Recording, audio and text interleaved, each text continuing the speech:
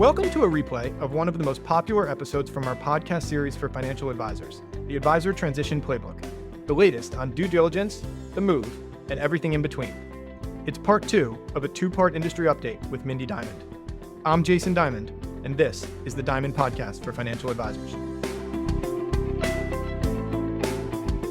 At Diamond Consultants, we help elite advisors identify the right environment for their businesses to thrive, whether that's at a wirehouse, boutique, or independent firm. With nearly 3 decades of experience, we've guided thousands of advisors and represented more than $250 billion in assets transitioned. And each year, 1 in 4 advisors managing $1 billion or more who change firms are our clients. Our process is education-driven and based on building relationships, starting as your strategic partner well before you're even thinking of a move. To schedule a confidential conversation, call us at 908-879-1002. Wondering why advisors change firms and where they're headed? Are transition deals going up or down? Those very questions and more inspired us to create our annual Advisor Transition Report. It's the award-winning, data-driven resource designed for advisors that connects the dots between the motivations around movement and the firm's appetite for top talent. Arm yourself with the knowledge you need to make smart decisions. Download your copy at diamond-consultants.com/transition report.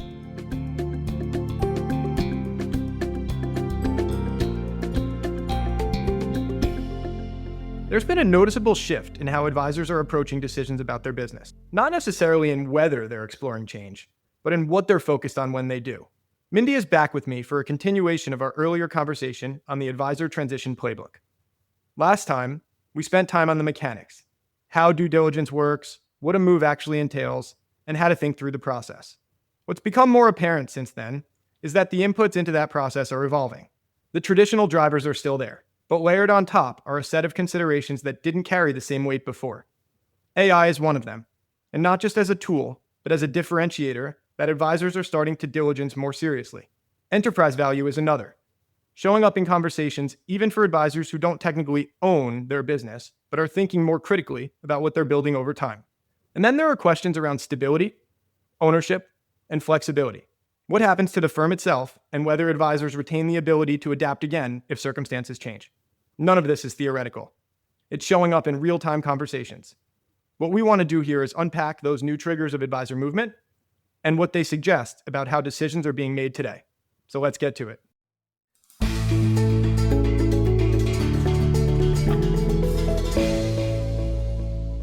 Mindy, the legend, thank you for joining me. So glad to have you on.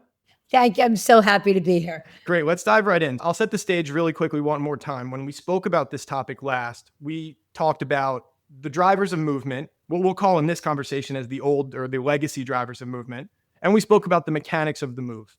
Before we get into the new drivers of movement, which I want to be the meat of the conversation, remind us when we talk about the legacy drivers of movement. And by the way, by saying legacy, I by no means want to suggest that they're not valid today, because they're equally valid, if not more so today than they were then.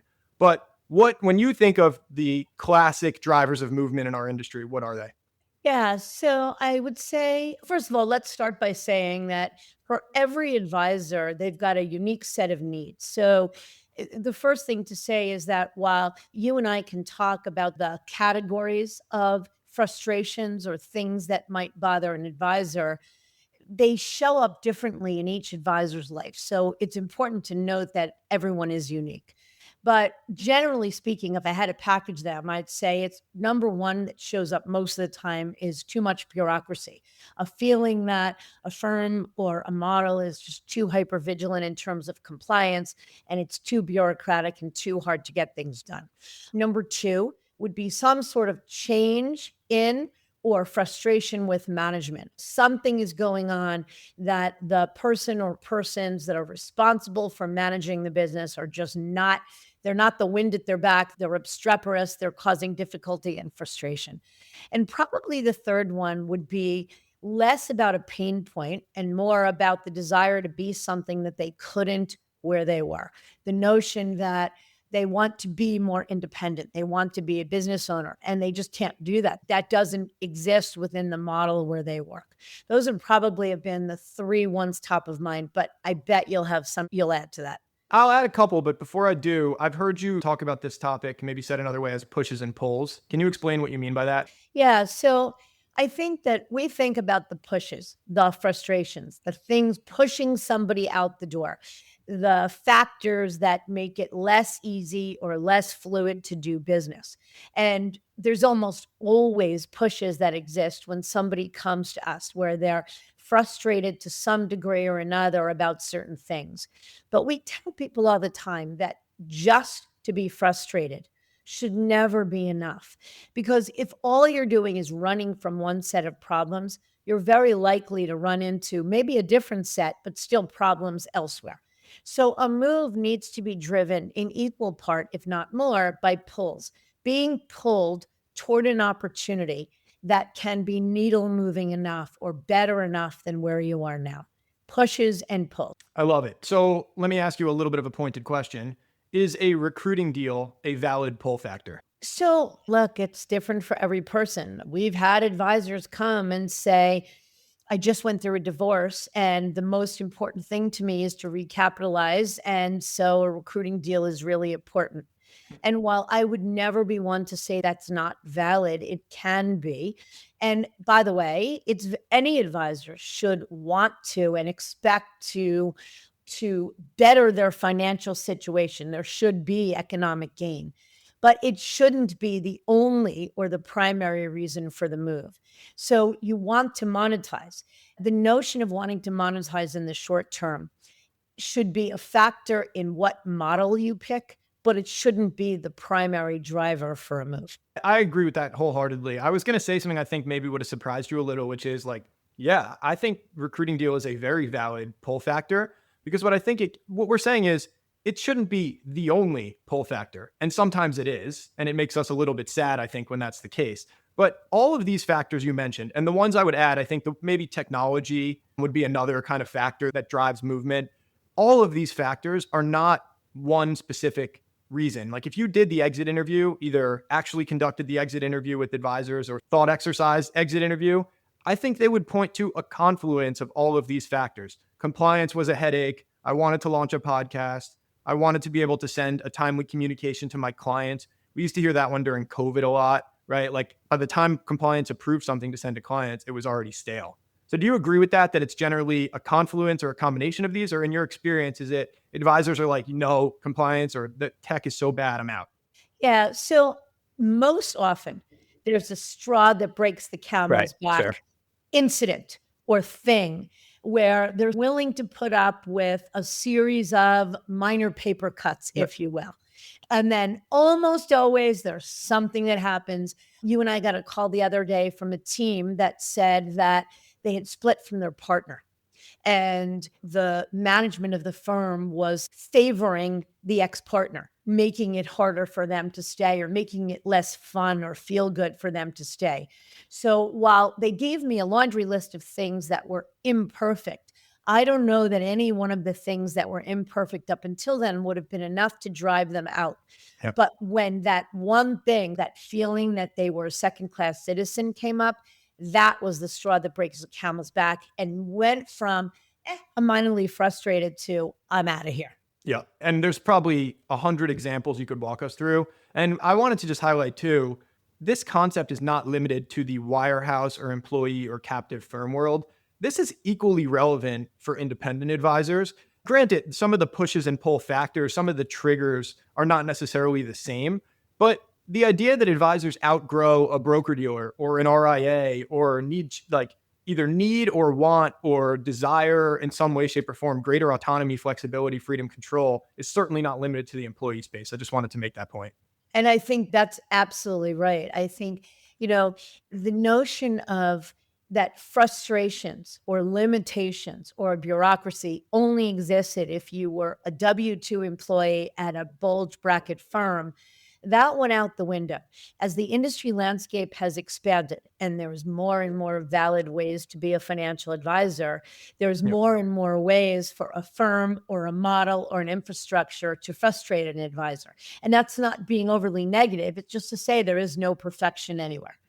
Yeah, 100%. And by the way, to play a little bit of devil's advocate on that, and then we'll move on, I would just say there are pain points that might come from a firm being small and subscale as well. My firm doesn't have efficient technology. They don't invest enough in the business. They don't provide a lead mechanism. They don't have a robust banking and lending or investment solutions platform. So this stuff cuts both ways. An advisor can be frustrated or limited, and an advisor can be excited, right? Pushes and pulls, I think, touch on, we've heard from advisors in every single pocket of the market. This is a relevant concept. The theme of this is that every advisor deserves to live their best business life. Yep. That's what people are in search of when they reach out to us or when they engage with us. What they're looking for more than anything, and this is irrespective of where they work or how long they've worked or how much they manage. Every advisor is in search of their best business life. And what defines their best business life is having the best quality of work life, but also the best ability to do what they want to do with their business, to serve their clients without limitations, to grow the way they want, to be paid a fair wage, and ultimately set up to maximize the value of the business they've built. Those are the definitions of one's best business life. I use an even simpler definition of best business life, and I stole it from you, which is the like true north concept, which is if your true north is maximizing enterprise value and chasing the dollar and trying to build something that's scalable and saleable, then great.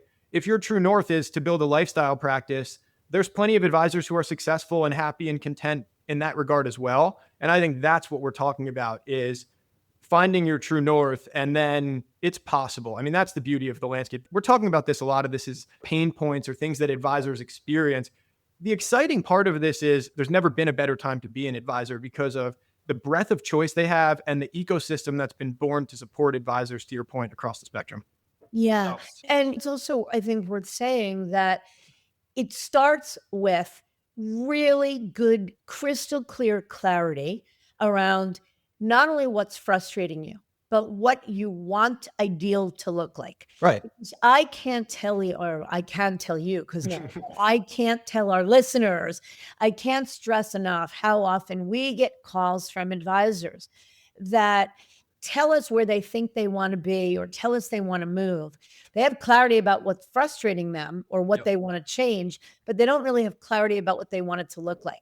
And the less clarity you have, the less likely you are to be successful in finding the exact right solution. So our work, the thing we probably do best, is really work with advisors to help them. It doesn't take long. In an hour conversation, we can help them to really get crystal clear on what they're looking to solve for. Absolutely. All right. Great appetizer. We set the table. Let's dive into the main course now. I want to talk now about what I'm calling the 2.0 triggers or the new triggers of movement. And to be clear, it's not that these are more important or better or more significant drivers of movement. In fact, you could argue they're probably at present less significant than the ones we just listed. But I think what we're saying is these are triggers that are starting to come up more and more in conversations, and we expect them to only proliferate further.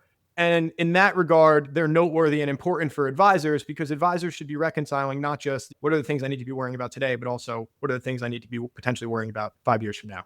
So with that in mind, let's dive in. I think the first one we have to start with is AI. And I always chuckle a tiny bit when we mention AI. We used to have to specify, what are we talking about? Like, are we talking about artificial intelligence or alternative investments? And now it's very clear. Everybody knows we're talking about artificial intelligence. So the direction of the industry, no over dramatization to say, is at stake here. It's that important of a topic. Let me ask you just very simply first, is this coming up in conversations with advisors? Oh, all the time. But it's almost table stakes. So I think the way it comes up is that people assume, advisors assume, and by the way, I have the right to assume that AI is part of the tech stack. The notion that if I'm evaluating a firm and part of what frustrates me or part of what's really important to me is cutting edge, really robust technology, part of what I am expecting is that a new firm is going to have really robust technology. And part of that is really robust access to AI and has honed the AI in a way that's user friendly, that really answers or delivers on making me a better, not replacing me as an advisor, but making me a better, more efficient advisor. 100%. And I would also add, as I think about this AI topic, I don't want this to become a conversation around is AI going to replace advisors? Because I think we both agree that's not going to be the case, especially at the top end of the market for quality advisors. I think they're not going anywhere. But in my view, when we think about the trigger of movement, AI has the potential to be transformative because, well, a couple kind of use cases or trigger cases come to mind, and I'd love to hear your thoughts. One is, do you think advisors will potentially consider a move because they're worried about this? So, in other words, play this logic out with me. I'm 55 years old and I'm like, oh man, AI might be coming for my job. And there's firms offering 400% of revenue to move my book.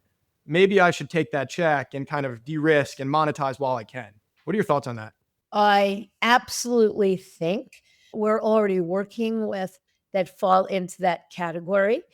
But to say that is the only reason for the move would be wrong. I'm grateful that people trust us enough to be transparent with us. So they let us know that underneath the notion that they want to better serve clients, they ultimately want better access to A, B, and C. They want to be able to do D, E, and F with less restriction is really the main reason for the move.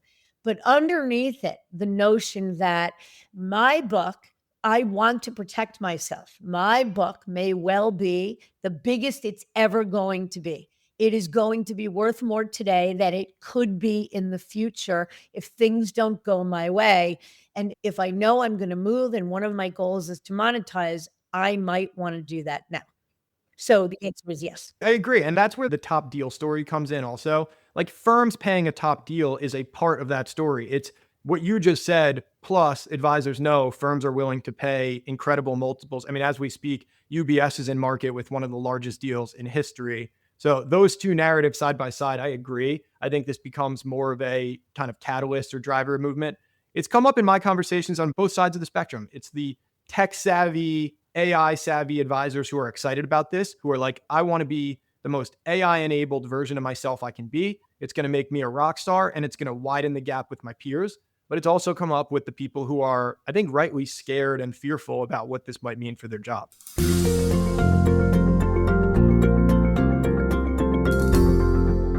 So let me ask you, what are examples of the way you've seen some of the best firms who have embraced AI? What is their narrative? What is it that they're saying to advisors that if you come here from a tech or AI perspective, you'll be better because we're able to do fill in the blank? Yeah. So a couple that come up. First of all, I want to make the important point. Advisors do not expect that firms, either their current firm or firms that they are diligencing prospectively, have this figured out or solved. Everybody understands this is a fairly new area that firms are still very much kind of developing their strategies in. What advisors want to see is a few things. They want to see thought leadership, they want to see investment, and they want to see a strategy, right? Effectively, they want to see a step in the right direction, really. So I'll give you a couple examples. There are a number of tech savvy RIAs, very tech enabled, AI focused RIAs, because I think this is easier to be nimble. I think where you'll see this quicker probably is in the independent space, that what they're doing is things like this. An advisor logs on to their workstation in the morning and their system cues them proactively. Mr. and Mrs. Smith may be good candidates for a Roth IRA conversion. And then if the advisor decides to contact the client in some way about it, the system will, of course, help them draft the communication, but then it'll take it a step further and actually help them to process and transact that conversion. So soup to nuts, Yes. ultimately driving efficiency. That's the name of the game. That's why firms, I think, are excited about AI, at least the good firms, because I think they realize it will do is the stuff that's a waste of time that could be automated, that advisors and probably even more so their associates, client associates are spending time on. That should be a massive time saver for advisors. And I think if you play that story out, what does that mean? It should mean bigger books of business and therefore more productive advisors because they have more time to prospect and focus on their clients. Thoughts? Yeah. So I think you said it perfectly, but it raises the question then you say that the RIAs can be more nimble. You're right. I mean, the big story around the biggest firms was like moving a battleship. It takes a long time to Yep. turn it. It's not as nimble. So what and how are the bigger firms competing against the RIAs with respect to AI? And second question, we still always get questions, and rightly so, about Morgan Stanley has more money to invest in That was going to be technology part of my answer. than fill in the blank RIA. So how does that all work? That was absolutely going to be part of my answer, is that I have heard this question posed almost presumptively both ways. Oh, it's got to be that the RIAs are going to be the clear winners in this. And I've also heard, oh, it's got to be that the wirehouses are going to be the clear winners in this. I don't think it's going to be channel specific like that. I think it is going to be firm specific. I think there's going to be firms that are going to do this well and firms that are going to not do this well. But there's going to be winners in the wirehouse space. There's going to be winners in the regional firm space with firms like Raymond James, who are clearly trying to be on the cutting edge of this. There's certainly going to be winners in the broker-dealer space. LPL is investing heavily in this, as are many of their broker-dealer competitors. And then, of course, the RIA space, where sometimes they may not have the budgets, but they have a couple things. They have private equity backing sometimes. They have the custodians that they're built on, right? Or the tech vendors that they're built on. So Schwab and Fidelity, or Orion and Adipar. So they have other ways to access these innovations.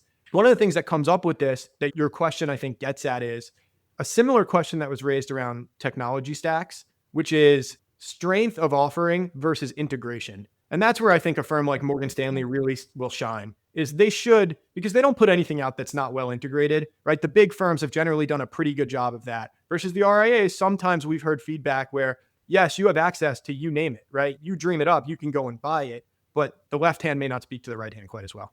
Yeah, that's actually a really good point. And integration is probably one of the biggest. If you ask an advisor when they talk about technology as either being one of their pushes or pulls, probably what they're referring to more than anything is not only having the capability, but having the integrated capability. So that's a great point. And I think your point is right that the final chapter on this has not been written. Nobody thinks that it Right. has. And so whatever answers you and I can talk about today about who's winning this race, for this tech race or this AI race, will be totally different tomorrow. We all know that. But I think for purposes of this conversation, to say that an advisor having an expectation that their technology be outstanding and that AI be on the table, that a firm is embracing it and heading in the right direction, if you will, has the right thought leadership and the right willingness to invest in it, is what advisors are really looking for right now. Absolutely. And this is a question too, like from the firm's perspective. If you are a firm of any size, you must be able to answer that. This has become question 1A. And again, I don't mean to suggest that I think AI is the number one most important factor driving advisor movement today. It very well might be at some point down the road. I don't think we're there yet, but I do think it's the topic du jour, or the hot topic, where every advisor is asking about this. So that means if you're a firm, you need to be prepared to tell the story, or at least have the vision. And I think what we're hearing from both advisors and from firms is this: AI is going to, what is right now a gap between the good and the bad, the quality and the non, is going to become an absolute chasm, right? An absolutely mountainous gap between the best firms and the firms who are able to adapt this technology or this AI. And the same thing at the advisor level, between the AI enabled, super powered advisor versus those who are in the dinosaur ages, for lack of a better term. Yeah. And we'll move on, but it is worth saying that the day of the standalone independent, the one man or one woman band who hangs out a shingle and, as you know, to use your term, running a lifestyle practice, nothing wrong with that.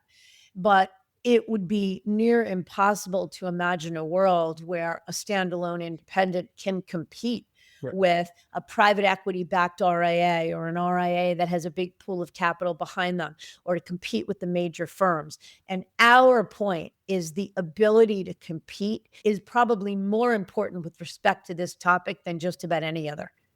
Totally agree. Thank you for tying a bow on that, because I think that's a good place to leave the AI topic. At least for now. I'm certain we'll have more to say on this one. By the time we release this episode, we'll probably have more to say on it. So I'll have to do a follow-up again. But I want to talk now about enterprise value.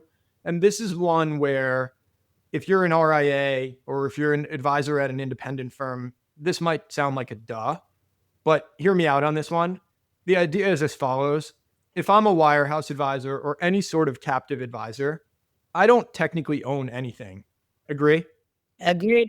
Okay. So if that's true, that I don't technically own anything, I technically don't have any sort of enterprise value or ability to monetize. But my premise here, and why I would argue that enterprise value has become a driver of movement, is even wirehouse advisors know. They see teams like OpenArc, a massive RIA that launched last year. They see their corner office peers breaking away, starting independent firms. They see them selling to asset managers, private equity backed RIAs, private equity firms in their own right for these massive multiples. And what I guess I'm getting at, and I'm curious if you agree, is if a wirehouse advisor, let's say, sees their colleague sell to a private equity firm for 20x, doesn't that have to become a little bit of a catalyst for movement in its own right? Without a doubt. Historically, actually, let me date myself. When I started this business 32 years ago, there was zero way for an advisor who was a captive employee of a firm, of any firm, to monetize their business. It's why there was so much movement, because the only way they could monetize was to get paid a big fat transition deal to move from one firm to the other. Yep. Obviously, we all know that first it started with the big firms, and then just about every brokerage firm on the street began to offer a retire in place program. And that is the big firms or traditional brokerage firms' way of allowing advisor to monetize in place from their perspective to stave off attrition. Yep. And for an advisor that believes that the status quo serves them well, that finishing their career, that leaving their legacy, that leaving their team at their firm is the best thing to do, then those retire in place programs like Merrill CTP or Morgan's FAP or UBS's Alpha, or name it, every firm has them, is the best gift to advisors there is. Yep. But the problem is that the next generation at those firms are buying an asset they don't own. And so when we talk about enterprise value or the desire to build enterprise value as a real driver of movement, what we're talking about is not only that advisors want ownership of an asset, because ownership translates into more control and autonomy and agency over building it the way you want to, but it also translates into maximizing the value of the business that you've built. So that's a long-winded way of saying that the OpenArc deal you are referencing, for anybody not familiar, is a Merrill Lynch team, a legacy Merrill Lynch team in Atlanta that was managing more than 120 billion in assets, part retail, ultra high net worth client assets, and part institutional consulting assets. And believe me, I don't want to make it sound like it was a snap that one day they're happy and the next day they're going independent. Over a 10-year period, became more and more aware, driven by the pushes, and more aware of the pulls. But ultimately, while there was a long list of things they wanted to be able to do that they couldn't to best serve clients and grow the business, the real driver at the end of the day, or I shouldn't say the real driver, but a major driver, was the notion of building and owning enterprise value. Yes, they could have all gotten very attractive deals and retired through Merrill CTP, but they wanted to own the business. They wanted cap gains treatment. And so they went through the sweat equity big time of building what they're calling OpenArc for the ability for probably 5, 10, 20 years, that because there's partners of all different ages, so at all different times, to be able to really maximize the value of the business they've built. But can I push back on that? It's a super helpful example. But my one thought is, okay, yeah, of course, 130 billion in assets, they should be concerned with enterprise value at that size. And the delta between caring about enterprise value and not is too great, because those guys have, by all accounts, a phenomenal business that is rivaled by very few in the industry. Most of our audience does not fit into that stratosphere. So what about advisors in, let's call it the $1 million to $10 million space? Should they still care about this concept? Again, it's an inside job. It's a personal thing. Some don't. But the answer is yes. And if I were them, I would. Why? Because whether I am generating $1 million a year in revenue or $10 million a year in revenue, At the end of the day, I've got an asset. I've built a valuable asset. And I have the choice at the end of the day or the middle of the day to decide a million things about that asset. How do I want to live my business life? How do I want to serve my clients? Where do I want to work? But one of the biggest factors to determining where and how they want to work is ultimately, do I want to be able to maximize the value of the business that I've built? And while there are a few things that are really definitive in this industry, the one thing that is absolutely indisputably definitive is that if you build an independent practice like the ex Merrill Lynch turned RIA open arc team did, you will ultimately build enterprise value exponential multiples greater than any way you could monetize the business as a traditional employee. And that math absolutely still holds up, even at numbers smaller than we've mentioned. I totally agree with that. I'll give you one other reason why I think you should care. And I'd love your thoughts on this one. I'll ask it two ways, maybe. Or I'll tell you my take and then I'll ask you yours. Morgan Stanley, let's use as an example. Who are Morgan Stanley's competitors? In my opinion, the legacy answer to that is, well, of course, the wirehouses are Morgan Stanley's competitors. Merrill, UBS, Wells Fargo, what maybe used to be a longer list, but today, those four. I don't think that's the answer anymore. I think those are the direct competitors. But because of this enterprise value conversation, I think Morgan Stanley's competitors are anyone and everyone who recruits financial advisors with books of business. Because if you think about it, an advisor who has a $3 million business at a wirehouse, even if they're not actually going to do this, they don't have any entrepreneurial spirit, no desire to go independent, they still know that they could. This is an option and a viable option, and firms are even figuring out ways to cut out the middle step, right? Because this was historically a two-step process. You're a wirehouse advisor or a W-2 advisor. You break away, launch an independent business to establish your enterprise value, begin building it, and then you monetize it. If you could cut out the middle step, or even if you couldn't, I still think it's pretty clear that if you're an advisor, this is important because the firms know, like when Morgan Stanley's writing a recruiting deal, they're kept honest by RIAs and acquirers just the same as their direct peer set. Do you agree with that, or do you think I'm reading too far into this? Oh, no, I agree 1,000%. I think that it is naive for anyone recruiting for or on behalf of a traditional firm to think that the only competition is another traditional firm. The days of pomposity for a senior leader at a traditional firm to say, we've got the best technology, the best platform, best everything, fill in the blank, we have no competitors. That's just naive. Because even if it's true, you've got the best platform, infrastructure, fill in the blank, there is a multitude of advisors that value things different than what you can provide. Beauty's in the eye of the beholder is probably a good way to say that.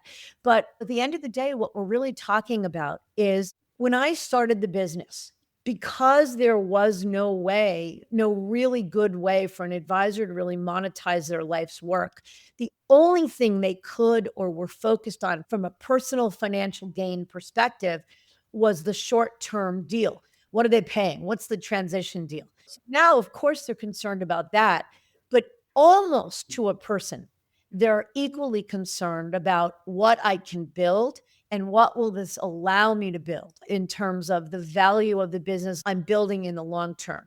So let me ask you, if we're talking about an advisor that has the ability to monetize in the short term for what could be 4x, and in some cases more than that these days, and we're talking about the ability to maximize enterprise value, and we talk about the concept of moving once and monetizing twice, what kind of numbers are we talking about? Fill in the blanks there.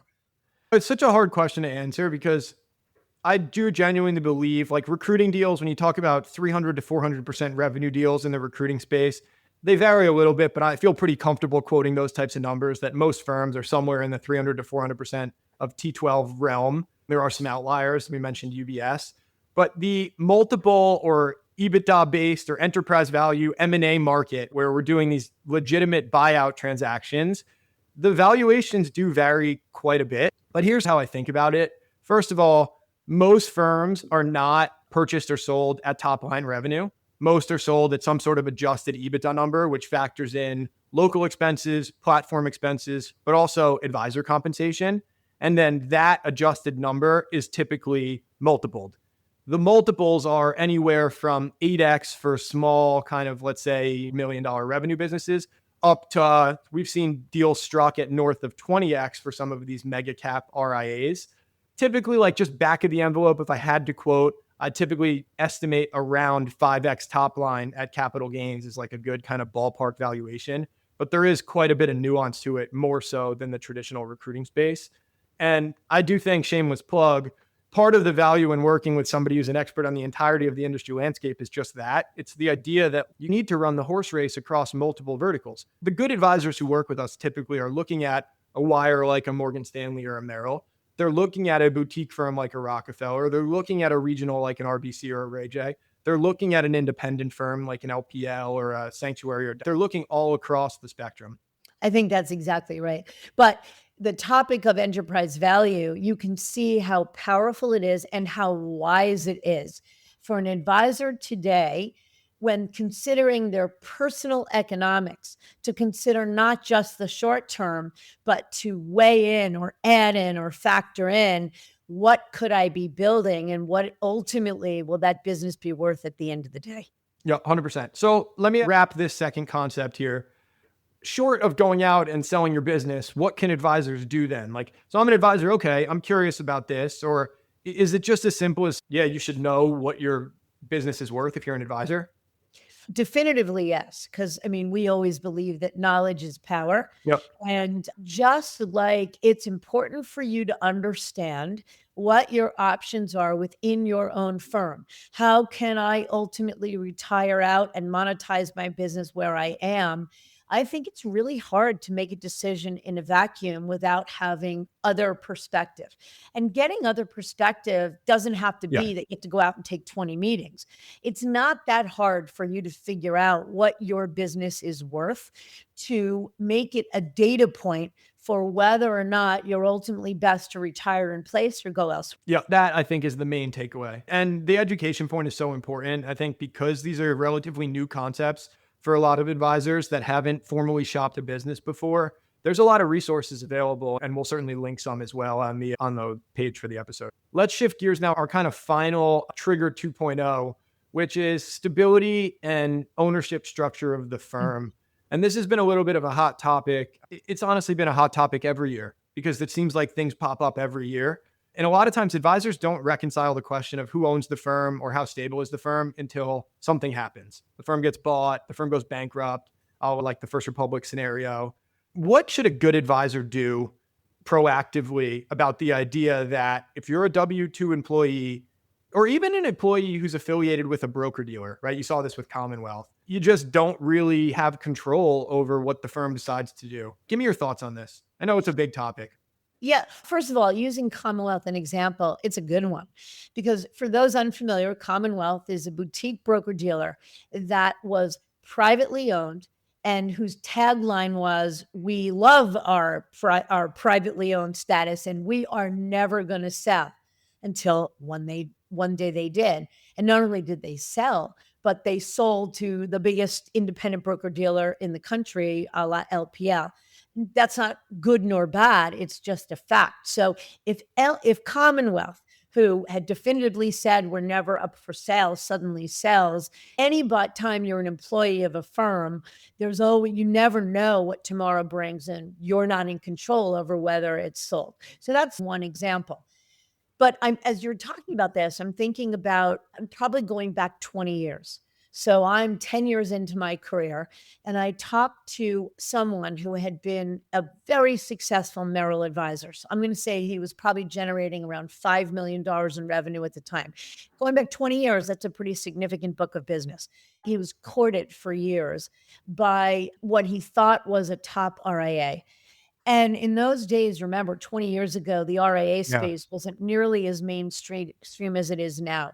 But the story the RIA told him was that ultimately, one, he was going to be a partner in the firm. That was very appealing to him. So he was going to have equity in the firm and much more freedom and control. And locally, by the way, the RIA was a really high quality brand. He worked on a lot of the economics, the short term and the long term with them. They did a ton of due diligence on his book of business, but He failed to ask, and I didn't represent him. I just know this story. He failed to ask or do enough due diligence about the stability of the firm. What we think is really important, we talk about this expanded landscape. If you're looking at Morgan Stanley, I don't think you necessarily need to see Morgan Stanley's balance sheet.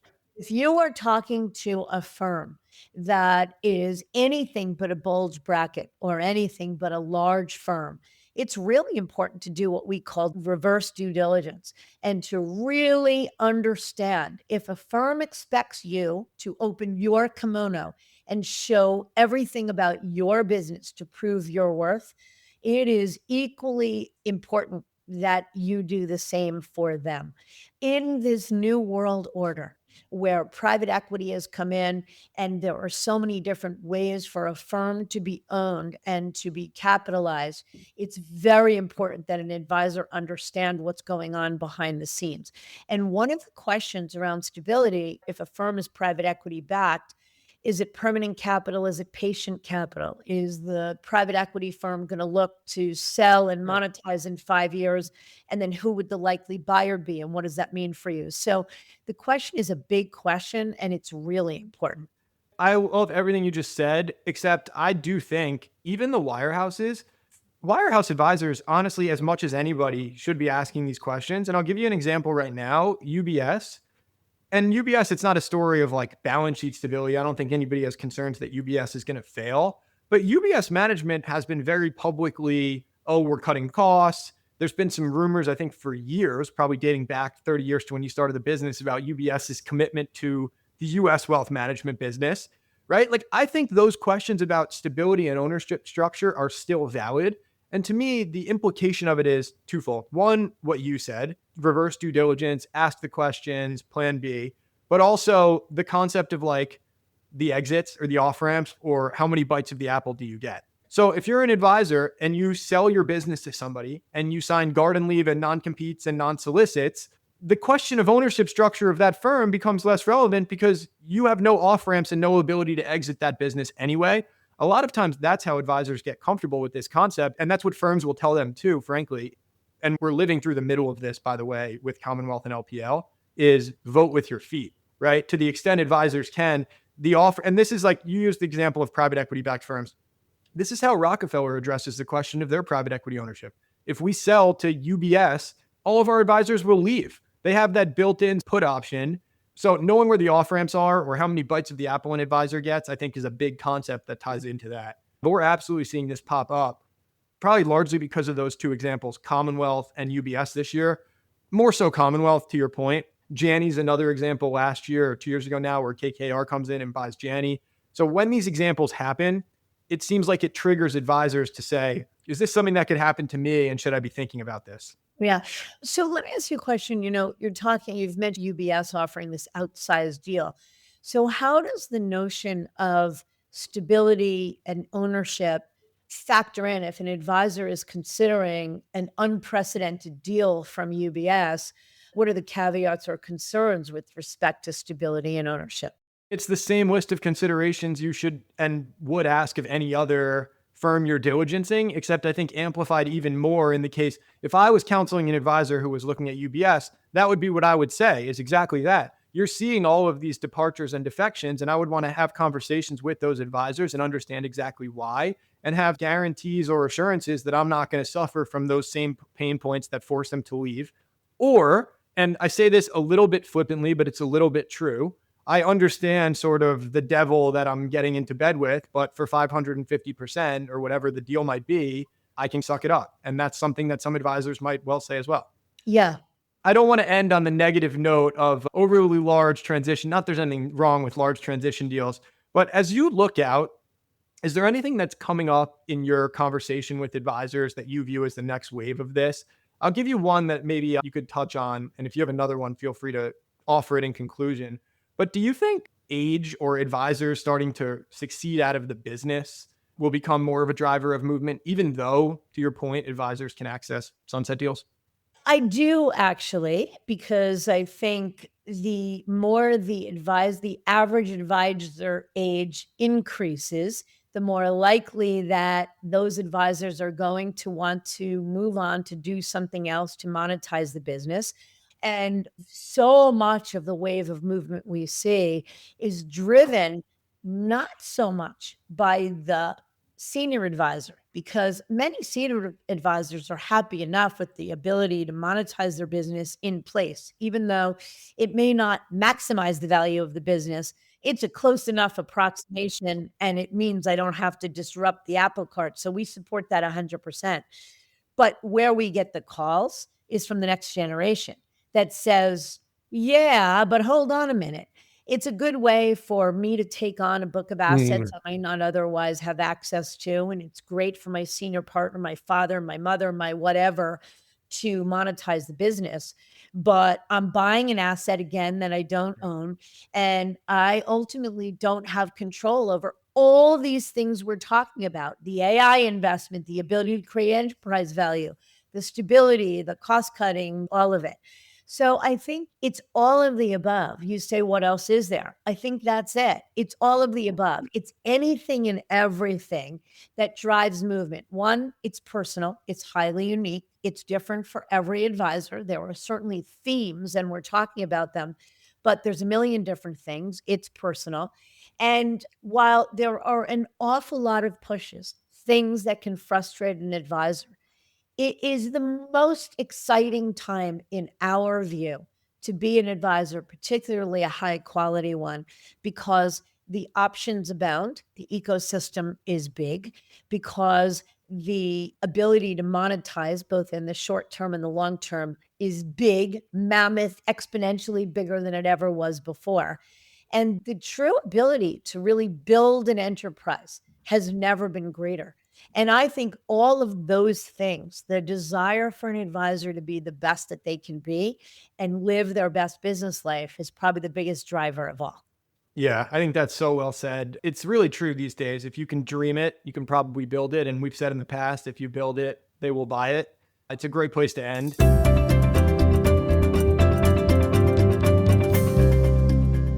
This was a really fun topic. I think that's a spot on kind of fourth trigger, by the way, too. This sort of next gen is almost like the force multiplier, the amplifier of, like, they see all this other stuff and they're asking these questions even more so, because if I'm 60 years old, none of this matters all that much. It matters, but I'm out of the business in 5 to 10 years, versus the next gen advisors are the ones who often bear the brunt of this. So I think a lot of really smart stuff. Thank you for sharing your wisdom and expertise.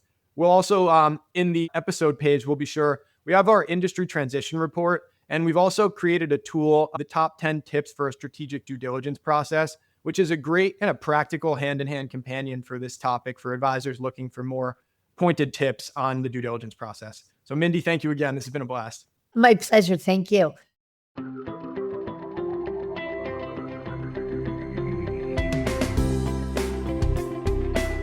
Thank you for joining us. We'll be back with a new episode next week, so be sure to listen in. As a financial advisor, you hold yourself to the highest standards of integrity, honesty, and credibility. You are successful because you take your professional responsibilities seriously and are dedicated to your clients. But are you living your best business life? Are your goals aligned with your firm's, or could a better option exist? Should I Stay or Should I Go is a book written with you in mind. It's a self-guided journey that walks you through the key steps that we take with our advisor clients. This strategic thought process and roadmap to professional self-discovery is designed to help you ask the right questions and think critically and objectively, whether you're considering change or not. Learn how to get your copy at diamond-consultants.com/thebook.